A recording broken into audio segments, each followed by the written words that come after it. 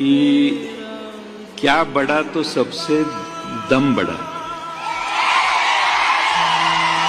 मागे मी एकदा कुठेतरी सांगितलेलं की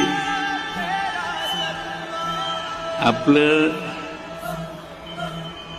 नाव ऐकलं नाही असं एक बी गाव नाही.